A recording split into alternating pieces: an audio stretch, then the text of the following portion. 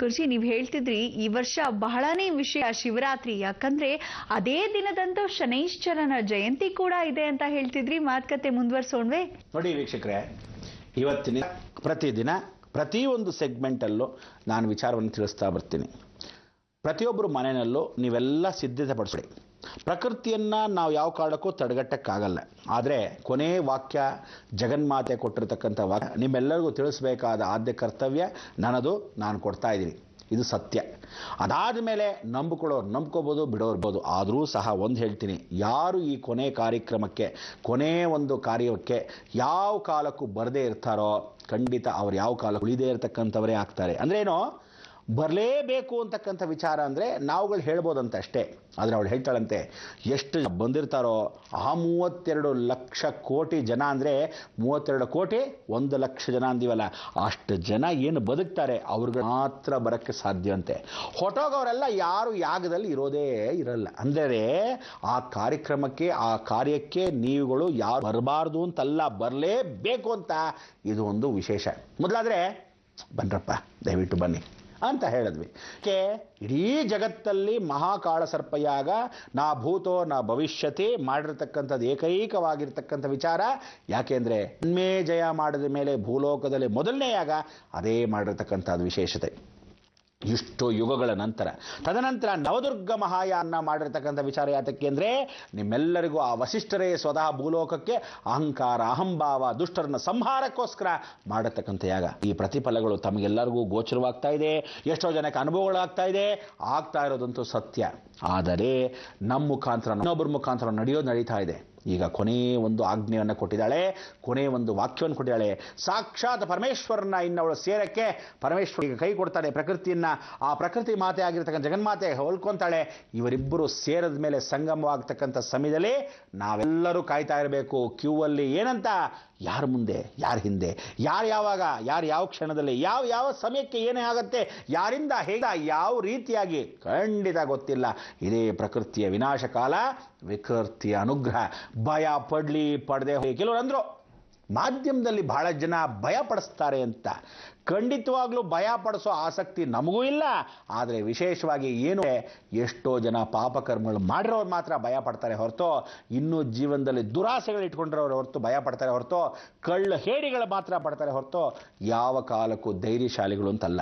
ಅಥವಾ ದೇವ್ರ ಮೇಲೆ ನಂಬಿಕೆ ಇಲ್ಲದೆ ಇರತಕ್ಕಂಥವ್ರೆ ಭಯ ಪಡೋದು.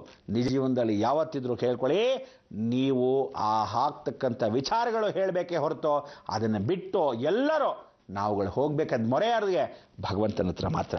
ಅದಿಂಥ ಒಂದು ಭಗವಂತನ ಕೃಪಾ ಕಟಾಕ್ಷವನ್ನು ಕೇಳ್ಕೊಳ್ಳೋಕ್ಕೆ ಧರ್ಮ ಮಾರ್ಗದಲ್ಲಿ ಹುಡುಕಿ ನಾವು ಹೋಗಬೇಕು. ಅದಕ್ಕೆ ನೀವೆಲ್ಲರೂ ಸಿದ್ಧವಾಗಬೇಕಾದ ಏನು ಅಂದರೆ, ಜಾತಿ ಮತ ಭೇದವಿಲ್ಲದೆ ದೀಪವನ್ನು ಹಚ್ಚಿದ್ದೀವಿ. ಊರೂರಲ್ಲಿ ಹಚ್ಚಿದ್ದೀವಿ, ಕ್ಷೇತ್ರದಲ್ಲಿ ಹಚ್ಚಿದ್ದೀವಿ, ಯಾವ್ಯಾವ ರಾಜ್ಯದಲ್ಲಿ ಹಚ್ಚಿದ್ದೀವಿ. ವಿದೇಶದಲ್ಲಿ ಹಚ್ಚಿದ್ದಾರೆ, ಎಷ್ಟೋ ರಾಜ್ಯಗಳಲ್ಲಿ ಹಚ್ಕೊಂಡ್ರು, ಎಷ್ಟೋ ವಿದೇಶಗಳಲ್ಲಿ ಹಚ್ಕೊಂಡ್ರು. ಎಷ್ಟು ಜನಕ್ಕೆ ಪ್ರಯತ್ನವಾಯಿತು ಅಷ್ಟೇ ಜನಕ್ಕೆ ಮಾತ್ರ. ಕೆಲವು ಹಳ್ಳಿಗೆ ಗೊತ್ತೇ ಆಗಿಲ್ಲ ವಿಚಾರ, ಆದರೂ ಸಹ ಅವರವರ ಕರ್ಮ. ಆದರೆ ಗೊತ್ತಾದ ಜನಗಳು ಯಾರು ನಿಜವಾದ ಮಾರ್ಗದಲ್ಲಿ ಹಚ್ಚೋ ಸಮಯಕ್ಕೂ ಏನಕ್ಕೆ ಹಚ್ತಾ ಇದ್ದೀವಿ ಅಂತ ಗೊತ್ತಿಲ್ಲ. ಪಕ್ಕದ ಮನೆಯವ್ರು ಹೇಳಿದ್ರು ನಾನು ಹಚ್ತಾ ಇದ್ದೆ ಅಂತ ಅಷ್ಟು ಅಂದ್ಕೊಂಡ್ರೆ ಹೊರತು, ಕೆಲವರು ಹೊಸ ಕಥೆಗಳನ್ನ ಹೇಳ್ಕೊಂಡ್ರು. ಅಂದರೆ ಇವರು ಅರ್ಚಕರು ಹೇಳಿದ್ರು ಹಚ್ಚು, ನಮ್ಮ ದೇವಸ್ಥಾನದ ಹಚ್ಚಿದ್ರೆ ಒಳ್ಳೇದಾಗತ್ತೆ ಅಂತ. ಹೀಗೆಲ್ಲ ಹೊಸ ಕಥೆ ಹೇಳಿದ್ರು. ಆದರೆ ಲೋಕ ರಕ್ಷಣೆಗೆ ಅಂತ ಯಾರಿಗೂ ಗೊತ್ತಾಗಿಲ್ಲ. ಇವತ್ತಿನ ದಿವಸ ಎಷ್ಟು ವೈಶಿಷ್ಟ್ಯತೆ ಅಂದರೆ, ನೀವೆಲ್ಲರೂ ಗಮನ ಇಟ್ಟು ಕೇಳಬೇಕು, ಪ್ರತಿಯೊಬ್ಬರಿಗೂ ಹೇಳಬೇಕು, ಊರೂರಲ್ಲೇ ಹೇಳಬೇಕು. ಯಾಕೆಂದರೆ ಈ ಕಾರ್ಯಕ್ಕೆ ನೀವು ಯಾರೂ ಬರದೇ ಇದ್ದ ಸಮಯದಲ್ಲಿ ಬರದೇ ಹೋದರೆ ವಿನಾಶಕಾಲೆ ವಿಪರೀತ ಬುದ್ಧಿ ಅಂತ ನಿಮ್ಮ ಹಣೆ ಬರಕ್ಕೆ ನೀವು ಹಳ್ಳ ನೀವೇ ತೋಡ್ಕೊತೀರ. ಇದಕ್ಕೆ ವಿಶೇಷತೆ ಏನು ಅಂದರೆ, ಆ ಶನೇಶ್ವರ ಕರ್ಮ ದೇವತೆ ಸ್ವತಃ ಭೂಸ್ಪರ್ಶವನ್ನು ಮಾಡ್ತಕ್ಕಂಥ ವಿಶೇಷ ನವಗ್ರಹಗಳ ಸಮೇತವಾಗಿ ಆ ದರ್ಶನದಲ್ಲಿ ಈ ವಂಶದಲ್ಲಿ ಶಿವರಾತ್ರಿ ಎಂದೇ ನೀವೆಲ್ಲ ಮಾಡಬೇಕಾದ ಒಂದು ಕೈಂಕರ್ಯ ಬಂದ್ಬಿಟ್ಟಿದೆ. ಆವತ್ತೇ ಶನಿ ಜಯಂತಿ. ನೀವು ಮಾಡಬೇಕಾದಿಷ್ಟೇ, ಪ್ರತಿಯೊಬ್ಬರು ನಿಮ್ಮ ಮನೇಲಿ 1 ಮೀಟ್ರ್ ಬಟ್ಟೆಯನ್ನು, 1 ಮೀಟ್ರ್ ಬಟ್ಟೆ ಏನೇಳೆ, ಒಬ್ಬರಿಗೆ ಮನೇಲಿ ಯಜಮಾನರಿದ್ದರೆ 1 ಮೀಟ್ರ್ ಬಟ್ಟೆ, ಹೆಂಡತಿ ಇದ್ದರೆ 1 ಮೀಟ್ರ್ ಬಟ್ಟೆ, ಎಲ್ರಿಗೂ 1 kg ಎಲ್ಲ ವಿಶೇಷವಾಗಿರ್ತಕ್ಕಂಥ ವಿಚಾರ. ಪ್ರತಿಯೊಬ್ಬನಿಗೂ ಕಾಲ್ kg. ಅಂದರೆ ಮನೆ ಯಜಮಾನ ಮಾತಾನೆ, ನನಗೆ ಹೆಂಡತಿ ಮಕ್ಕಳು ಯಾರೂ ಇಲ್ಲ ಅಂದ್ರೆ ಒಬ್ಬನೇ ಅಂದರೆ ಇಡೀ ಮನೆಗೆ ಮಿನಿಮಮ್ 1 kg ಇರಲೇಬೇಕು. ಆ ಮನೆ ಕುಟುಂಬಕ್ಕೆ ಅವನೊಬ್ಬನೇ ಇದ್ದರೆ, ಅಕಸ್ಮಾತ್ ಇಲ್ಲದೆ ಇದ್ದರೆ ಪ್ರತಿಯೊಬ್ಬನಿಗೂ ಕಾಲ್ kg ಅಂದರೆ ಏನು, ಪ್ರತಿಯೊಬ್ಬ ಮನುಷ್ಯ ತಾನು ತನ್ನ ಮನೆಯಲ್ಲಿ ಒಬ್ಬ ಮನುಷ್ಯನಿಗೆ 1/4 kg ಅಷ್ಟು ಎಳ್ಳನ್ನು ತೆಗೆದು ರೆಡಿಯಾಗಿ ಇಟ್ಕೋಬೇಕು. ಈ ಎಳ್ಳನ್ನು ಆ ಕಪ್ಪು ಬಟ್ಟೆ ಮೇಲೆ ಹಾಕಿಡಬೇಕು. ಪಂಚಲೋಹಗಳನ್ನು ರೆಡಿ ಮಾಡಿ ಇಟ್ಕೋಬೇಕು. ಬೆಳ್ಳಿಯನ್ನು ವಿಶೇಷವಾಗಿ ರೇಕು, ತಗಡು ಥರ ಇರುತ್ತೆ, ಒಂದು ಬೆಳ್ಳಿ ರೇಕು, ಅದನ್ನು ವಿಶೇಷವಾಗಿ ಇಟ್ಕೋಬೇಕು.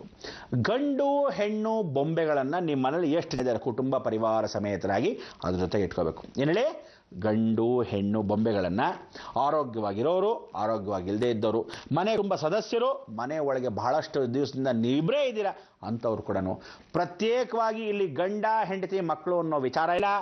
ಪ್ರತಿಯೊಬ್ಬರೂ ಇಂಡಿವಿಜುವಲ್. ಶನಿ ಹೇಳ್ತಾನೆ, ನೀನು ಬಂದಿದ್ದೇ ಒಬ್ಬನು, ಹೋಗೋದೊಬ್ಬನು, ಬರವಾಗಿ ಏನು ಮಾಡ್ತೀಯಾ, ಒಬ್ಬನೇ ಬಂದಿರೋದ್ರಿಂದ ಒಬ್ಬನಿಗೆ ಕಾರ್ಯ, ಒಬ್ಬನಿಗೆ ಕೈಂಕರ್ಯ. ಹಾಗೆ ಪ್ರತಿಯೊಬ್ಬರು ತನ್ನ ತನ್ನ ಕಾರ್ಯವನ್ನು ತಾನೇ ಮಾಡ್ಕೋಬೇಕು, ಇದು ನಿಜ. ಅದಕ್ಕೋಸ್ಕರ ಈ ಒಂದು ಕೃತಿಯ ವಿರೋಧವಾಗಿ ಹೋಗದೇ ಇರತಕ್ಕಂಥ ವಿಚಾರಕ್ಕೆ ತಾವೆಲ್ಲ ಬಂದು ಕಾರ್ಯಕ್ರಮದ ಮುಖಾಂತರವಾಗಿ ನಾನು ತಿಳಿಸಬೇಕಾದ ಧರ್ಮ.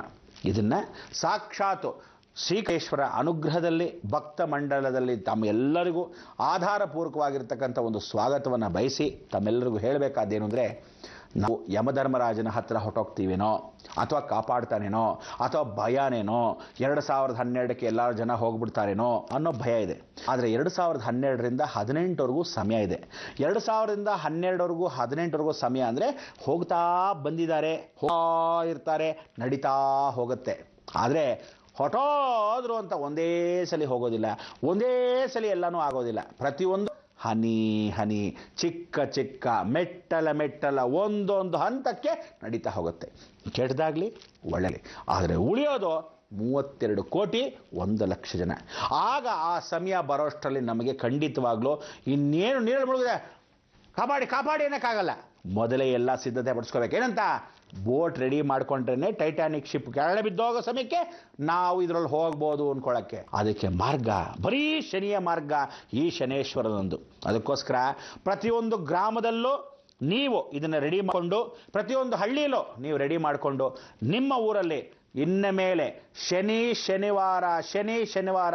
ಶನಿವಾರಗಳಲ್ಲಿ ಒಂದೊಂದು ಊರು ಒಂದೊಂದು ಗ್ರಾಮದಲ್ಲಿ ಕಥೆಯನ್ನು ಓದಿಸ್ತಾ ಬರಬೇಕು. ಯಾಗದ ವರ್ಷದ ಒಳಗೆ 5 ಸಲ ಜ್ಞಾಪಕ ಇಟ್ಕೊಳ್ಳಿ, 5 ಸಲ ಕತೆ ಆ ಊರಲ್ಲಿ ಆಗಿರಬೇಕು. ನಿಮ್ಮ ಊರಲ್ಲಿ 5 ಸಲ ಯಾವ ರಾಜ್ಯವಾಗಲಿ, ಯಾವ ದೇಶವಾಗಲಿ, ಯಾವ ಊರಾಗಲಿ, ಯಾವ ಗ್ರಾಮವಾಗಲಿ, ಯಾವ ಹಳ್ಳಿ ಆಗಲಿ, ಪ್ರತಿಯೊಬ್ಬನು 5 ಸಲ ಕತೆ ಶ್ರವಣವನ್ನು ಕೇಳಿರ್ಬೇಕಂತೆ ಶನೇಶ್ವರಂದು. ಇರಲಿ ಶಿವರಾತ್ರಿಗೆ ಮೊದಲು ಆವತ್ತು ರುದ್ರಾನೇ ಸ್ವತಃ ಶನಿಯನ್ನು ಪಕ್ಕದಲ್ಲಿ ಹಿಡ್ಕೊತಾನಂತೆ. ಆ ಶನಿ ಜಯಂತಿನ ಹುಟ್ಟಿದ ತಕ್ಷಣ ಆ ಮಗುನ ಇಟ್ಕೊಂಡ್ಬಿಡ್ತಾನಂತೆ. ಪ್ರಳಯ ರುದ್ರಾಗಿರ್ತಕ್ಕಂಥ ಪ್ರಕೃತಿಯನ್ನು ತಡಿತಾನೆ, ಪ್ರಕೃತಿಯ ಅನುಗ್ರಹವನ್ನು ಕಾಪಾಡಬಹುದು ಅನ್ನೋ ವಿಶೇಷ ನಂಬಿಕೆ ನಮ್ಮೆಲ್ಲರ ಹಿಂದೂ ಸಂಪ್ರದಾಯದಲ್ಲಿದೆ. ಮುಸ್ಲಿಮ್ ಆಗಲಿ, ಕ್ರಿಶ್ಚಿಯನ್ಸ್ ಆಗಲಿ, ಪ್ರತಿಯೊಬ್ಬನು ಇಂಡಿವಿಜುವಲ್ ಆಗಿ ಈ ಕಾರ್ಯಕ್ರಮವನ್ನು ಮಾಡ್ತಕ್ಕಂಥ ವಿಚಾರ. ಇಲ್ಲಿ ಮಾತ್ರ ಹೇಳ್ತೀನಿ, ಯಾವ ಕಾರ್ಯಕ್ಕೂ ನೀನು ನಮಾಜ್ಗೆ ಹೋಗು, ಯಾವ ಕಾರ್ಯಕ್ಕೂ ನೀನು ವಿಶೇಷವಾಗಿ ಮಾಸ್ ಪ್ರೇಯರ್ಗೆ ಹೋಗು ಅನ್ನೋದಿಲ್ಲ. ಪ್ರತಿಯೊಬ್ಬನು ಈ ಎಳ್ಳನ್ನು ಶನಿಗೆ ಅರ್ಪಣೆ ಮಾಡ್ತಕ್ಕಂಥ ಅವಕಾಶ ಖಂಡಿತವಾಗ್ಲೂ ಇದೆ. ಎಲ್ಲರೂ ಶನಿವಾರ ದಿವಸನೇ ಈ ಪ್ರಯೋಗವನ್ನು ಮಾಡ್ಕೋಬೇಕು. ಅಮಾವಾಸ್ಯೆ ಆದ ತಕ್ಷಣವೇ ಮಾಡಬೇಕಾದ ವಿಚಾರ. ಅದಕ್ಕೆ ದೀಪಾವಳಿ ಅಮಾವಾಸ್ಯೆವರೆಗೂ ಕಾದ್ವಿ. ದೀಪಾವಳಿ ಆದ ನಕ್ಷತ್ರ ಈಗ ಮಾಡ್ತಾ ಇರೋ ಕಾರ್ಯವೇ ಶನೇಶ್ವರನ ಕಾರ್ಯ. ಹತ್ತಿರವಾಗೋಕ್ಕೆ ಮೊದಲು 5 ಸಲ ಶನಿ ಕಥೆ ಕೇಳಿರಬೇಕು. ಒಂದು ಊರಲ್ಲೋ, ಒಂದು ಗ್ರಾಮದಲ್ಲೋ, ಒಂದು ವಿಶೇಷವಾಗಿ ತಾಲೂಕಲ್ಲೋ. ದಯವಿಟ್ಟು ಎಲ್ಲರೂ ರಾಗಿ ಅಂಬ್ಲಿಗಳನ್ನ, ಎಲ್ಲ ವಿಶೇಷವಾಗಿರ್ತಕ್ಕಂಥ ಸಂಕೀರ್ಣ ನೀವು ಆ ಅಂಬ್ಲಿಯನ್ನು ಹಂಚಬೇಕು. ಏನು ಅಂದರೆ, ರಾಮನವಮಿಗೆ ಹೇಗೆ ಹಂಚ್ತಿರೋ ಹಾಗೆ ನಿಮ್ಮ ಊರಲ್ಲಿ ಕಥೆಯನ್ನು ಹೇಳಬೇಕು. ರಾತ್ರಿ ಇಡೀ ಕಥೆ ಕೇಳಿ ಬೆಳಗಿನ ಜಾವದಲ್ಲಿ ಎದ್ದ ತಕ್ಷಣವೇ ಸ್ನಾನಕ್ಕೆ ಮೊದಲು ನೀವು ಇದನ್ನೆಲ್ಲ ರೆಡಿ ಮಾಡಿಕೊಂಡು, ಸ್ನಾನ ಮಾಡ್ಕೊಂಡು ಎಲ್ಲರೂ ಮತ್ತೆ ದೇವಸ್ಥಾನ ಬಂದು ಆ ಗ್ರಾಮ ದೇವತೆಗಳ ಹತ್ರ, ಆ ಪಂಚಾಯಿತಿಗಳ ಹತ್ರ ದಯವಿಟ್ಟು ಎಂಬ್ಳಿಗಳನ್ನು ಊರಿಗೆ ಹಂಚಬೇಕು. ಇಲ್ಲಿ ನಾವು ರೋಗಗಳನ್ನ ತಡಿಬೇಕು, ನಾವು ಎಲ್ಲರ ಕ್ಷೇಮವನ್ನು ಕೇಳಬೇಕು. ಇಲ್ಲಿ ವಿಶೇಷವಾಗಿ ಗುಡುಗು ಸಿಡಿಲಿಂದ ಹೆಣ್ಣು ಮಕ್ಕಳ ಆರೋಗ್ಯ ಕೆಡೋದ್ರಿಂದ ಅದನ್ನು ಕಾಪಾಡುವಂಥ ರಕ್ಷಣೆ ಮಾಡ್ಕೋಬೇಕು. ಆದ್ದರಿಂದ ಹೆಣ್ಣು ಮಕ್ಕಳು ಸಹ ಇವತ್ತು ಪೂಜೆ ಮಾಡೋಕ್ಕಿಂತ ಗಂಡಸರು ಜೊತೆಗೆ ಪೂಜೆ ಮಾಡಿ. ದಯವಿಟ್ಟು ನೀವು ಮಾಡಬೇಕಾದಿಷ್ಟೇ, ನೀವುಗಳು ಆ 1 ಮೀಟರ್ ಬಟ್ಟೆ ಒಬ್ಬ 1/4 kg ಅಷ್ಟು, ಅಂದರೆ ಒಂದು ಕುಟುಂಬಕ್ಕೆ 1 kg ಅಷ್ಟು ವಿಶೇಷವಾಗಿರ್ತಕ್ಕಂಥ ಎಳ್ಳನ್ನು ತೆಗೆದುಬೇಕು. ಕಪ್ಪೆಳ್ಳು, ಬಿಳಿ ಎಳ್ಳಲ್ಲ, ಕಪ್ಪೆಳ್ಳು. ಅದಾದ ಮೇಲೆ 1/4 kg ಒಬ್ಬ ಮನುಷ್ಯನಿಗೆ, 1/4 kg ಒಬ್ಬ ಮನುಷ್ಯನಿಗೆ, 1/4 kg ಒಬ್ಬ ಮನುಷ್ಯನಿಗೆ. ನಿಮ್ಮಲ್ಲಿ 10 ಜನ ಇದ್ದೀರಾ, 10 1/4 kgಗಳು ಆ ಬಟ್ಟೆಗಳಲ್ಲಿ ವಿಶೇಷವಾಗಿ 1 ಮೀಟ್ರ್ ಒಬ್ಬನು. ನೀವೇನು ಮಾಡಬೇಕೇನು ಗೊತ್ತಾ, ಒಂದು ಬಟ್ಟೆ ತಗೋಬೇಕು. ಆ ಬಟ್ಟೆಯನ್ನು ತಲೆಯಿಂದ ಹೀಗೆ ಸೋಕಿ ನೆರೆದು ಮಾಡಬೇಕು. ಬಟ್ಟೆನ ತಲೆಯನ್ನು ಹೀಗೆ ಸೋಕಿ ದೇಹವನ್ನು ಸ್ಪರ್ಶ ಮಾಡ್ತಾ ಕೆಳಗಡೆ ಇಟ್ಬಿಡ್ಬೇಕು. ನಿಮ್ಮ ಕಾಲು ಮುಗಬೇಕು. ನೀವೆಲ್ಲ ಪೂರ್ವಕ್ಕೆ ನೋಡಬೇಕು. ಏನು ಹೇಳಿ? ಪೂರ್ವಕ್ಕೆ ನೋಡಬೇಕು. ಬಟ್ಟೆಯನ್ನು ಕೆಳಗಿಟ್ಟಿದ್ದೀರಾ, ತದನಂತರ ಏನು ಅಂತ ಹೇಳ್ತೀನಿ, ಕಾಯ್ತಾ ಇರಿ ಬಂದೆ. ಗುರುಜಿ, ನೀವು ಹೇಳ್ತಿದ್ರಿ ಶಿವರಾತ್ರಿಲಿ ಬಹಳ ವಿಶೇಷವಾಗಿ ಇದೇ ಪ್ರಥಮ ವರ್ಷ ಶನಿದೇವನ ಒಂದು ಜಯಂತಿ ಬಿದ್ದಿರೋದ್ರಿಂದ ಸ್ವಲ್ಪ ಅವಘಡಗಳು ಕೂಡ ಸಂಭವಿಸ್ಬೋದೇನೋ, ಹಾಗಾಗಿ ಆ ಭಗವಂತನಲ್ಲಿ ಪ್ರಾರ್ಥನೆ ಮಾಡ್ಲಿಕ್ಕಾಗಿ ಕೆಲವೊಂದು ಆಚರಣೆಯನ್ನ ಮಾಡಬೇಕು ಅಂತ ಹೇಳ್ತಿದ್ರಿ.